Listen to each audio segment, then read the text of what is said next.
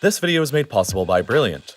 Learn something new every day for 20% off by being one of the first 200 people to sign up at brilliant.org/reallifelore. The 2020s will potentially become the most important decade in the history of human space travel and exploration so far. Virgin Galactic is hoping to finally begin sending customers to space later this year or next. NASA plans on returning humans to the moon just 3 years from now in 2024, with further missions going on throughout the decade, while SpaceX ambitiously plans on launching their own manned mission to Mars in 2026. But there's something else incredibly exciting taking place in space right now that's getting substantially less coverage than these big events are. With launch costs plummeting to record lows and satellites becoming cheaper and cheaper to build, tens of thousands of new satellites are set to occupy the Earth's orbit in just the next 10 years alone. We are at the forefront of the 21st century's brand new space race, one that'll look completely different from the first one, since this time around, it's going to be more about owning and occupying Earth's orbit, rather than reaching for the moon or one-upping the Soviet Union. You see, while space may seem like a vast, empty expanse, it's totally the opposite of that immediately around Earth where space begins. For decades now, humans have been busy blasting satellites up here, and recently, the numbers of new launches have hit hundreds every single year. As a result, space here has been getting pretty crowded with these things. And that number is only slated to go higher. And when a satellite gets old or breaks or just otherwise stops being useful, there isn't any legal protocol for actually bringing them back down to Earth. They mostly just stay up there as huge piles of space garbage. So, if you counted up all of humanity's satellites both working and broken that are orbiting the Earth today, you'd get a number somewhere around 6,000 in total. But, if you were to look closer, you would see that only about 2,800 of those are actually operational, while the remaining 3,200 or so are the aforementioned giant piles of space garbage. But to further break this down, it makes some sense to look at all of these satellites and see what they're all actually doing up there in the first place. I mean, 6,000 satellites does seem like a lot, so why do we even need that many to begin with? Well, we already identified that about 3,200 of those satellites are basically worthless, but the 2,800 that are alive and well perform a lot of different functions. About half of them are just plain old commercial satellites, which perform everything from broadcasting television and internet to providing imagery services and mapping you use for directions. Next, there are military satellites, totaling about 350 worldwide, which provide intelligence gathering, navigation, and secure military communications to some of the world's most powerful militaries, including the United States, Russia, and China, although many more countries have smaller numbers of their own military satellites in orbit as well. The next major category of satellites is the civil category. There's 133 of these ones, and they perform critical data capture for important events like weather and environmental readings. Finally, the last major category includes combination satellites, or basically ones that encompass more than one of these categories that are multifaceted. These make up about 100 of the active satellites today. But while we're looking at satellite demographics from a functional perspective, we can also look at it from the perspective of countries as well. You see, while the United States and the former Soviet Union, now Russia, piloted the space race through the 20th century, there are now many nations that occupy at least some permanent place in space. But roughly 75% of the satellites in orbit today can still be attributed to just these 5 countries. The United States with about 1,300, China with 350, Russia with 170, the United Kingdom with 130, and Japan with 80.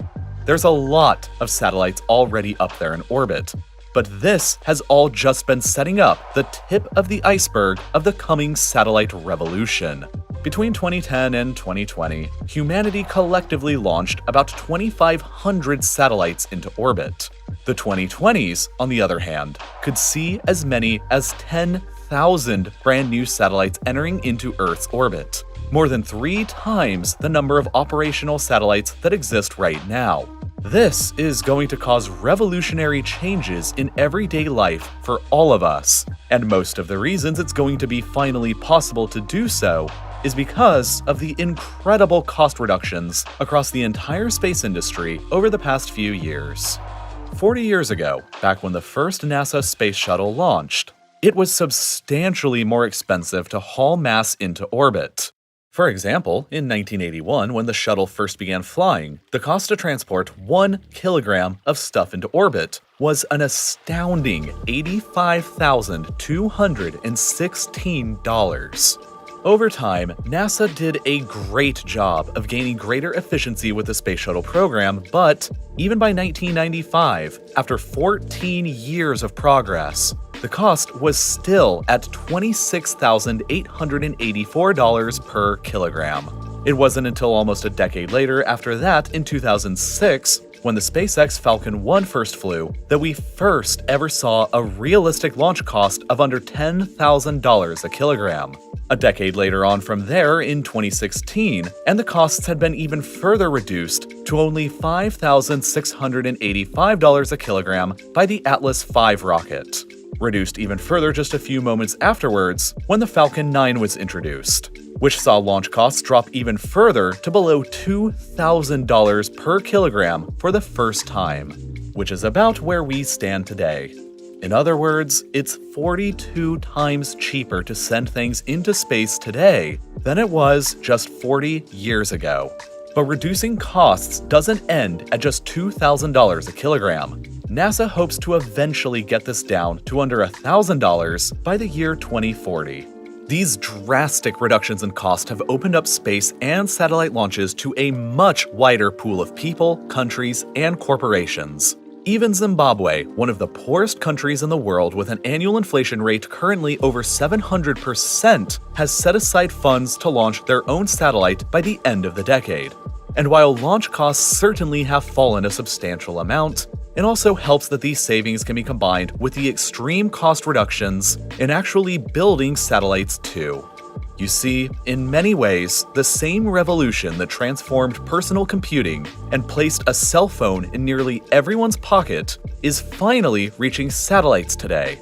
While once upon a time, a satellite may have been as huge as a full-sized garbage truck and cost upwards of $500 million, newer satellites today are often no larger than a single microwave and sometimes even a loaf of bread, all the while costing as little as $1 million and sometimes even less, which has led to launch providers sometimes blasting off as many as 80 brand new satellites into orbit during a single launch. All of these huge cost reductions have led us to one thing: new incentives. Satellites are cheaper than ever to produce and launch and remain just as profitable. Actually, they might end up being even more profitable.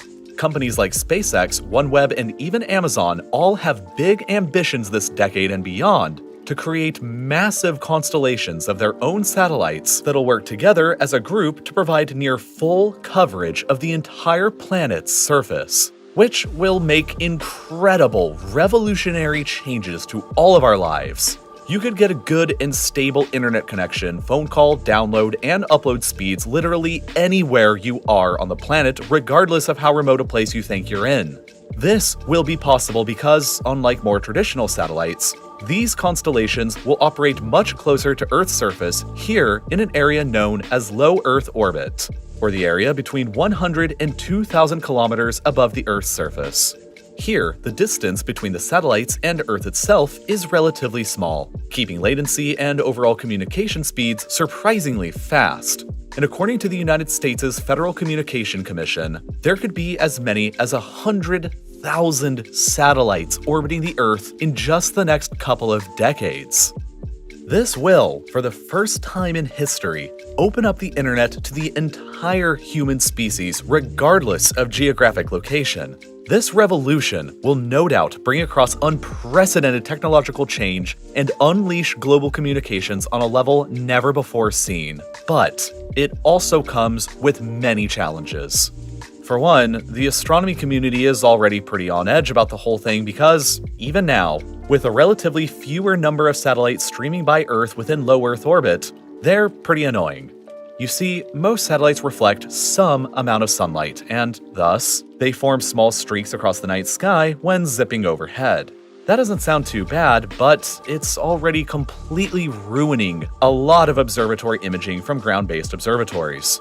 And more low-Earth satellites will probably end up making this problem worse and worse, to the point where, eventually, it might be extremely difficult or even impossible to take pictures or observe space in any meaningful way from the Earth's surface. Obviously, this would be a pretty fundamental change to our planet's existence, and the entire astronomy profession will be negatively affected, potentially forever. But the problems and complexities don't just stop there. Today, satellites are regulated at the national level, meaning that each country has slightly different rules on what constitutes proper satellite usage.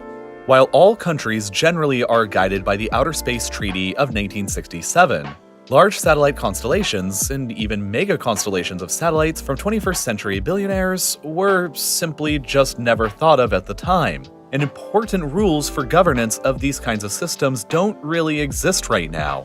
Today, approximately 2,000 satellites occupy this area of space, and with tens of thousands more planned over the next few decades, this congested area is only going to become busier and busier. What's more is that these smaller satellites will likely have shorter lifespans than traditional satellites of the past did. And since it could still take up to 150 years for their orbits to naturally decay with a crash back into Earth, satellites that break or otherwise stop working will continue clogging up low Earth orbit for centuries unless the companies, countries, and people who put them up there in the first place bring them back down. If low Earth orbit ever gets too crowded with defunct broken satellites, it could lead to the infamous doomsday scenario that we call Kessler syndrome, a scenario where a collision of broken satellites cascades into a higher number of potential projectiles, that further cascades into even further collisions, that lead to even more projectiles, and so on, until the entirety of low Earth orbit is just one huge junkyard. In its most catastrophic form, Kessler syndrome would effectively destroy all existing satellites, make it impossible to launch any new satellites without them getting immediately destroyed, and prevent all future human space exploration and travel for a century or more. This would effectively render global-scale internet, satellite communications, and GPS technologies entirely defunct. In order to prevent all of that from happening, it's increasingly more important than ever that old satellites be deorbited purposefully by the people who put them there through controlled re-entry back to Earth, and laws mandating that countries and companies do so.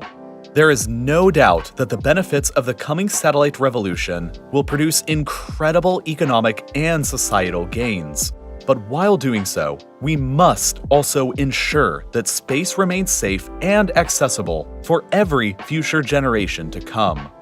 Let's say that you want to learn more about how space and satellites work. You could be interested in astrophysics or computer science. Or maybe you just want to brush up on the basics of math and logic. Or maybe you just want to learn more about how our world and how our universe works.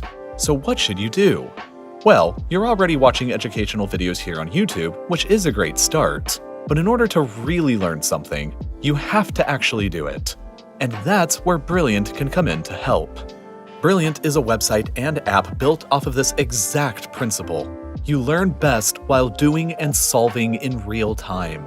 You can jump directly into solving problems and be coached bit by bit until, before you even realize it, you've learned a new subject in STEM. You won't be asked to memorize long, complicated formulas or endless facts. You just pick a course you're interested in and get started. And if you're feeling stuck or make a mistake, you can simply read the explanations to find out more and learn at your own pace. The best part about Brilliant, though, is that there's something there for everybody. Whether you want to start at the basics of science, math, and computer science, or dive straight into cutting-edge topics like astrophysics or neural networks.